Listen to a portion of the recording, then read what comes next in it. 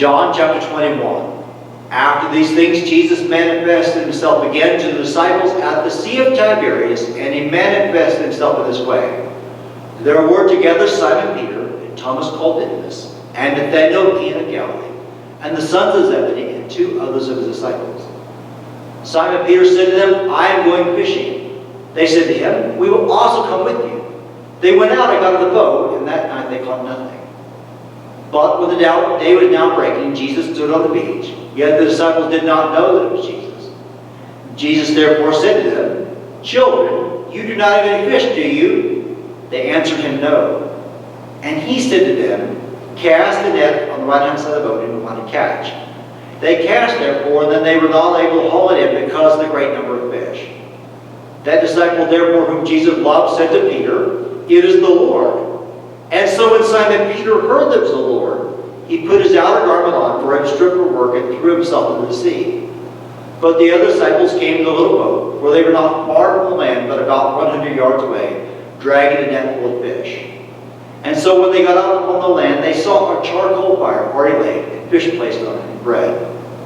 Jesus said to them, bring some of the fish which you have now caught. Simon Peter went up and drew the net to land, full of large fish, 153. And although there were so many, the net was not torn. Jesus said to them, come and have breakfast. None of the disciples ventured to question him, who are you, knowing that it was the Lord? Jesus came and took the bread and gave them the fish likewise. This is now the third time that Jesus was manifest to the disciples after he had risen from the dead. And so when they had finished breakfast, Jesus said to Simon Peter, Simon, son of John, do you love me more than these? He said to him, yes, Lord, you know that I love you. He said to him, tend my lambs. He said to him again a second time, Simon, son of John, do you love me?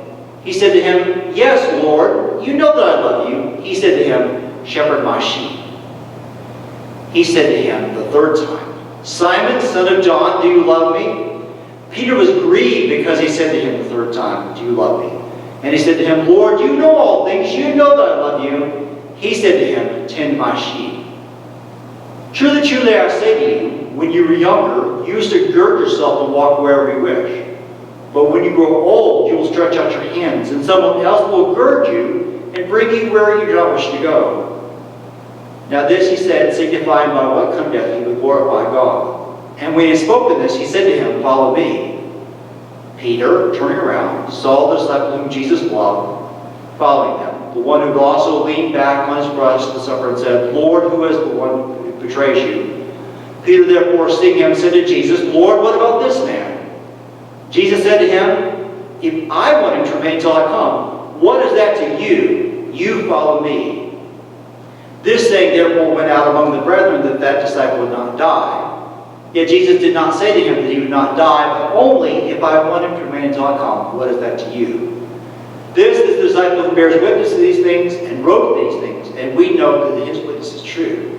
And there are also many other things which Jesus did, which if they're written in detail, I suppose that even the world itself would not contain the books which were written.